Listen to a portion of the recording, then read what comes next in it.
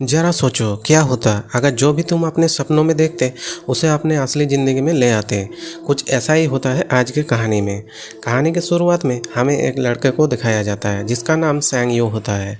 Saying you एक गरीब script writer होता है जिसका पास ना तो कोई जॉब है ना तो दोस्त है और उसके माता पिता भी दुनिया छोड़ के जा चुके हैं। हालांकि उसकी मेन प्रॉब्लम ये है कि वो 6 महीने से सोया नहीं है, क्योंकि हर बार जब वो सोता है तो उसे सपनों में एक राक्षस दिखाई देता है जो उसे जान से मार देता है। आज रात सेंग यू मेट्रो से ट्रैवल करने का सपना देख रहा था। तभी अचानक वही राक्षस उसके सपने में आकर सेंग यू के बाल पकड़ता है, फिर मेट्रो में छेद करके उसका सर पटरी से रगड़ कर मार देता है। तभी सपने में मरने के बाद उसका आंखें खोल जाती है और वो फिर कुछ लिखने की इरादा बनाता है, लेकिन तभी अचानक उसका मकान मालिक गेट को नॉक करता है और ऐसा दिखावा करता है जैसे वो उसके लिए खाना लाया है। लेकिन सेंग यू खिड़की से कूदकर बाहर निकल जाता है क्योंकि उसके पास किराया के पैसे नहीं थे। जब सेंग यू रोड पर चल रहा होता है तो वो सभी साइकोलॉजिस्ट और डॉक्टर्स को याद करता है जिनसे वो अपने सपनों के बारे में बात की थी, लेकिन सपनों को लेकर सभी का अलग अलग नज़रिया था। लेकिन ऐसी एक भी चीज़ नहीं थी जिससे सेंग यू की किसी भी तरीके की मदद हो सके। वो एक फूड स्टॉल पर जाकर रुकता है और एगलेस पैनकेक मांगता है क्योंकि वह अंडा वाला पैनकेक खाने के लिए उसके पास पैसे नहीं थे। लेकिन फूड स्टॉल का मालिक सेंग यू के ऊपर दया करके उसे फ्री में अंडा वाला पैनकेक दे देता है। जब तक उसका पैनकेक तैयार हो रहा था तब तक वो गली के उस पार एक कैफ़े को देखता है जहाँ हुआर काम कर रही थी। वो हुआर से बहुत ज़्यादा प्यार करता है। वो उससे सालों पहले मिला था जब वो दोस्तों के साथ क्लब में गया था। तब हुआर वह बैंड शो कर रही होती है। तभी सेंग यू को हुआर की आवाज़ बहुत अच्छी लगी थी। तब से वो उसके बारे में सोचते रहते हैं। तभी उसका पैनकेक तैयार होकर आ जाता है और उसको मज़े से खाने लगते हैं, लेकिन वो चौंक जाता है जब पीछे से उसका मैनेजर सेंग जी आ जाता है। सेंग यू उसे देखते ही भागने लगता है और अपना पैनकेक नीचे गिरा देता है और ज़्यादा दूर तक नहीं भाग पाता और सेंग जी उसे पकड़ लेता है। फिर वो उसे रेस्टोरेंट में ले जाता है। यहाँ सेंग यू उसे नूडल्स खाते हुए देखते हैं। वहाँ सेंग जी उसे डांटता है क्योंकि सेंग यू ने कॉन्ट्रैक्ट की इज्जत नहीं की और स्क्रिप्ट भी टाइम पे डिलीवर नहीं की। फिर वो अपने मैनेजर को सपने वाले बीमारी के बारे में बताता है और कहता है कि वो कॉन्सेंट्रेट नहीं कर पा रहा है, इसीलिए स्क्रिप्ट तैयार नहीं हुई। लेकिन सेंग जी ये सब नहीं सुनता और 10 दिनों में स्क्रिप्ट रेडी करने का ऑर्डर दे देता है। सेंग यू वापस अपने रूम में जाता है और देखता है कि उसका सारा सामान गेट के बाहर पड़ा है और गेट भी लॉक है। इसका मतलब उसका मकान मालिक ने उसे घर से बाहर फेंक दिया है। फिर वो रात बिताने के लिए एक कैफ़े में जाते हैं और लैपटॉप में स्क्रिप्ट लिखने की कोशिश करता है, लेकिन बहुत भूख के कारण कुछ लिख नहीं पाता और आखिर में सो जाता है। अचानक उसके पीछे दोबारा वही राक्षस आ जाता है जो पहले उसके सपने में आया था। वो अपने जंजीरों से सेंग यू का गला दबाता है और उसका सर टेबल पे मारता है। एक बार फिर अपने सपने में मरने के बाद वो सुबह उठता है और उसे पता चलता है कि उसका लैपटॉप चोरी हो चुका है। उसे सपनों में और हकीकत में कोई डिफरेंस नहीं दिखता। फिर वो सेंग जी को मैसेज करता है और बताता है कि वो अब सुसाइड कर रहा है। सेंग यू हुआर के सामने वाले बिल्डिंग को चुनता है और उसके किनारे पर खड़ा हो जाता है। कूदने की पूरी तैयारी कर लेता है, लेकिन अचानक वहाँ फूड स्टॉल का आदमी आ जाता है और उसे बचा लेता है और उसे फ्री में खाने के लिए पैनकेक देता है और उसके साथ बैठ जाता है और सेंग यू को बताता है कि जब भी तुम अपना सपना देखो तो तुम्हें आई एम ड्रीमिंग बोलना है, इससे तुम फौरन सपने से बाहर आ जाओगे। सेंग यू देर रात तक छत से हुआर को देख रहा था। रात को वो अपना फ़ोन बेच देता है ताकि उससे कुछ पैसा मिल जाए और वो उन पैसों से खाना खरीद सके। फिर सेंग यू एक स्टोर में जाता है और वहाँ कुछ चीज़ें चुराने की कोशिश करता है, लेकिन अपना मन बदल लेता है जब उसे पता चलता है कि उसे देखा जा रहा है। फिर वो खाना खरीदता है और स्टोर के बाहर बैठकर खाता है। अचानक सेंग यू चौंक जाता है जब अचानक वहाँ हुआर आ जाती है। उसे लगता है कि ये सच है, लेकिन तभी वो राक्षस में बदल जाती है और राक्षस सेंग यू को कांच की तरफ धक्का देना शुरू कर देता है। वहीं दूसरी तरफ स्टोर मैनेजर को लगता है कि जैसे सेंग यू को पैनिक अटैक आया हो।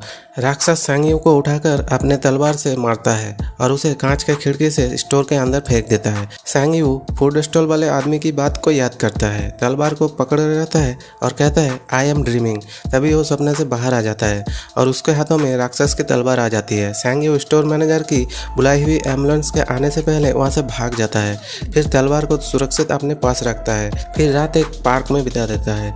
अगले सुबह फिर वो उस तलवार को बेचने एक शॉप में जाता है। सारे दुकानदार उस तलवार को खरीदने के लिए बहुत उत्सुक हो जाता है। तभी उसे लगता है उसके हाथ बहुत कीमती चीज़ लगी है। फिर सारी दुकानों में जाने के बाद फाइनल में एक दुकानदार से बार्गेनिंग करके तलवार को 20,000 में बेच देता है। सैंग यू बिना टाइम वेस्ट किए सारे पैसे खर्च करना शुरू कर देता है। लैपटॉप खरीदता है, अच्छे रेस्टोरेंट में खाना खाता है और एक अच्छे होटल में रहता है। सैंग यू सेविंग करके अपने आप को अपग्रेड करता है और अच्छा दिखने लगता है। जैसे ही रात होती है वो नींद की कुछ गोलियां लेकर सपना आने का इंतज़ार करता है। ये सपना भी उसे उसी होटल में आता है जहां वो रुकता है, इसीलिए वो अपना कमरा छोड़कर कॉरिडोर में घूमने लगता है। फिर वो एक फ्लावर पॉट को उठाता है और कहता है आई एम ड्रीमिंग, लेकिन कुछ नहीं होता। वो थोड़ा और पता लगने का कोशिश करता है, लेकिन तभी अचानक दीवार तोड़कर वापस वही राक्षस आ जाता है और एक सोने के कुल्हाड़ी से लेकर उसका पीछा करता है। राक्षस उसी कुल्हाड़ी से उसे मारता है और इधर उधर फेंकता है, जिससे उसे काफ़ी चोट लगती है। लेकिन थोड़ी देर बाद सैंग यू कुल्हाड़ी पकड़ लेता है और जल्दी से कहता है आई एम ड्रीमिंग। एक बार फिर वो अपने हाथों में राक्षस की कुल्हाड़ी लेकर जागता है और उसके सारे घाव भी ठीक हो जाते हैं। अगली सुबह वो उसी दुकानदार को कुल्हाड़ी बेच देता है और सारे पैसे को तुरंत खर्च कर देता है। आज रात को वो एक नया चाल चलता है और वो सोने से पहले एक किताब में पुराने ज़माने का म्यूजियम का तस्वीर देखता है, ताकि वो म्यूजियम उसके सपने में आ सके। और उसकी चाल काम कर जाती है क्योंकि वो सपनों में उसी म्यूजियम में पहुंच जाता है। सैंग यू चारों ओर देखता है और सभी कीमती चीज़ों को देखता है। सबकी प्राइस देख के सबसे महंगी चीज़ चुनता है और राक्षस के आने का इंतजार करता है। इस बार राक्षस एक मशीन गन लेकर आता है जो सैंग यू के प्लान के बिल्कुल ऑपोजिट था। सैंग यू दौड़ना शुरू कर देता है और गोलियों से खुद को बचाने लगता है, लेकिन आखिर में राक्षस उसे पकड़ लेता है और मार देता है। सैंग यू वापस अपने होटल के बेडरूम में आ जाता है। वो उस काम को अधूरा छोड़ना नहीं चाहता, इसीलिए वो जल्दी से नींद की गोलियां लेता है और वापस सपने में चला जाता है। वो फिर से दौड़ना शुरू कर देता है और इस बार एक लंबी छलांग लगा के दोनों कीमती चीज़ों को पकड़ के तुरंत कहता है आई एम ड्रीमिंग और अपने होटल के बेडरूम में दोनों चीज़ों को ले आता है और अपने काम में कामयाब हो जाता है। इस बार सैंग यू खजाने को कीमती डीलर्स के पास ले जाता है ताकि वो अमीर लोगों से बिजनेस कर सके और ज़्यादा प्रॉफिट कमाए और अपना एक एम्पायर खड़ा कर सके। उस खजाने के बदले में $2 मिलियन मिलते हैं। जब वो डीलर से मिल के बाहर आता है तो रास्ते में उसे सैंग जी मिल जाता है, जो बहुत गुस्से में उसके पास आता है क्योंकि उसे लग रहा था कि सैंग यू मर चुका है। सैंग यू उसे एक महंगी रेस्टोरेंट में खाने के लिए इनवाइट करता है और उसे उसका पैसा वापस दे देता है जो स्क्रिप्ट लिखने के लिए दिया था। अगले दिन सैंग यू हुआर के कैफ़े में जाता है और कॉफ़ी ऑर्डर करने के बाद उससे पूछता है कि क्या तो उसे पहचानता है। तभी हुआर पहचानने से मना कर देता है। उसी रात सैंग यू सैंग जी के साथ डिनर में ड्रिंक कर लेता है। सैंग जी उसका सफलता का राज जानना चाहता था, इसीलिए सैंग यू को उसके होटल के कमरे में ले जाता है और उसे बेड पे लेटाने के बाद वहाँ से जाने का नाटक करता है। वो वापस आता है और सैंग यू के वॉलेट और चेक बुक को देखता है, लेकिन वो चौंक जाता है जब अचानक सैंग यू के हाथों में गोल्ड के बहुत सारे चेन के साथ नींद से जाग जाता है। सैंग जी उसका राज जान लेता है।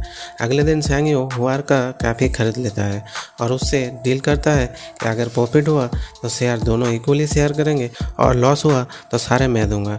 ये दिखाने के लिए कि हुआर सैंग यू की कितनी आभारी है, वो उसे डिनर पे इनवाइट करता है जहां वो दोनों अपने शेयर बिजनेस के बारे में बात करते हैं। सैंग यू वापस अपने होटल के रूम में आ जाता है जहां वो फिर से सपनों में चला जाता है और सैंग जी उसके बॉडी को प्रोटेक्ट करता है।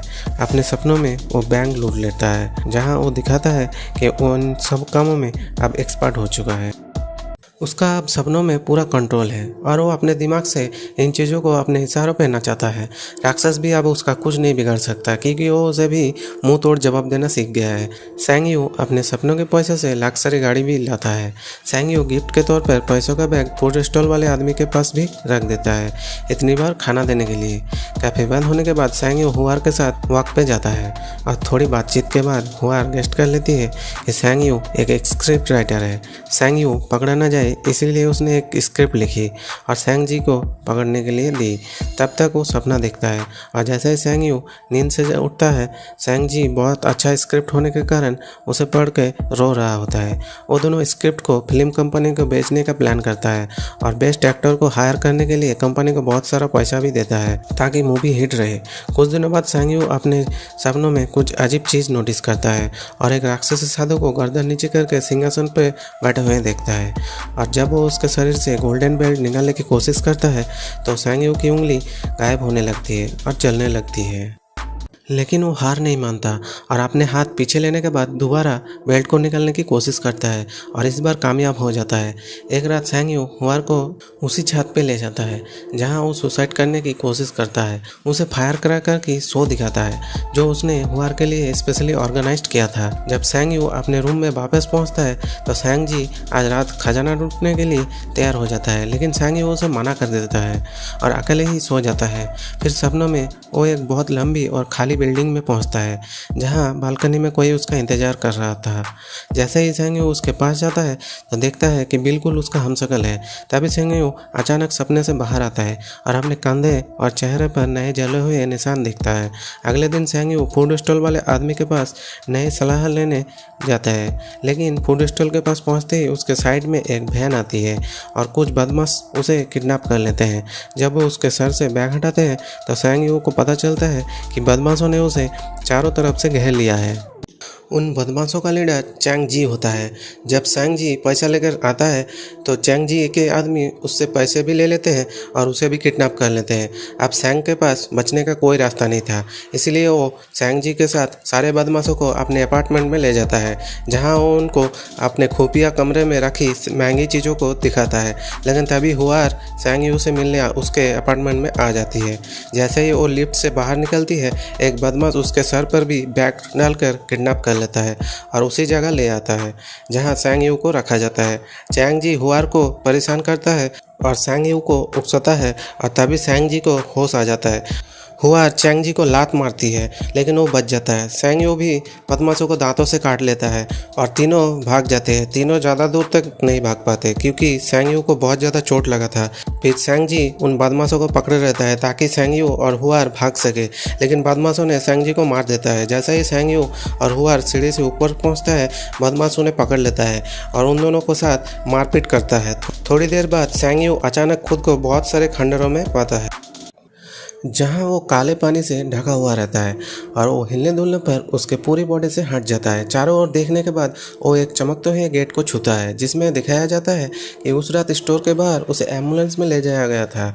जब ये ख़त्म हो जाता है तो वहाँ से बाहर निकलने के लिए आई एम ड्रीमिंग बोलता है, लेकिन कुछ नहीं होता है। अचानक उसका शरीर बदलना शुरू हो जाता है। सैंग यू राक्षस बन जाता है। फिर उसके हाथों में एक कुल्हाड़ी आ जाता है जिससे वो दीवार को तोड़ने की कोशिश करता है और आखिर में जब दीवार टूट जाता है तो राक्षस सैंग यू के लिविंग रूम में आ जाता है और राक्षस सभी बदमाशों को मशीन गन से मार देता है। फिर राक्षस सैंग यू को मारने के लिए उनके पास जाता है और सैंग यू को मार देता है। फिर सभी महंगी चीज़ें जो सपनों में लाया था वो गायब होने लगता है, उसके अपार्टमेंट से भी और अमीर लोगों के कलेक्शन से भी। जब वो जागता है तो वापस उसी स्टोर में होता है जहाँ हुआर राक्षस में बदल गई थी और अब तक जो भी हुआ वो सब कुछ एक बहुत लंबा सपना था। तब से सैंग यू वही स्टोर के बाहर ही सो रहा था। हुआर ने सैंग यू को शो में देखा था, इसीलिए वो उसे पहचान जाती है और उसे सैंग यू पे दया आ जाती है और उसे रियलिटी में खाना खिलाती है। जब सैंग यू नूडल्स खा रहा था तो हुआर उसे बताता है कि उसने सैंग यू की लिखी स्टोरी एक मैगजीन में पढ़ी थी। उसे वो स्टोरी बहुत अच्छी लगी और स्टोरी बहुत अच्छी प्राइस में बिक सकती है, तब तक उसे अपने कैफ़े में जॉब करने की काम दे सकती है। आखिर सैंग यू टूट जाता है और रोना शुरू कर देता है। कई दिनों बाद सैंग यू खाना ऑर्डर करने के लिए फूड स्टॉल वाले आदमी के पास जाता है। तब फूड स्टॉल वाले आदमी उसका पैसे का बैग वापस देता है और उसे अपने पेट में एक निशान दिखाता है क्योंकि उसके पास भी वही शक्ति है जो सैंग यू के पास है, लेकिन उसने साधारण जीवन जीना ही सही समझा। जैसे ही सैंग यू उसकी कहानी सुनता है उसके पीछे उसके आखिरी सपने का खंडर दिखाया देता है और ये पता चलता है कि गैंगस्टर को मारने के बाद राक्षस उसका पीछा कर रहा है। इसी के साथ ये कहानी यहीं पे ख़त्म होती है। दोस्तों वीडियो पसंद आए तो प्लीज़ चैनल को सब्सक्राइब कर दें और लाइक करना ना भूलें। मिलते हैं अगले वीडियो में।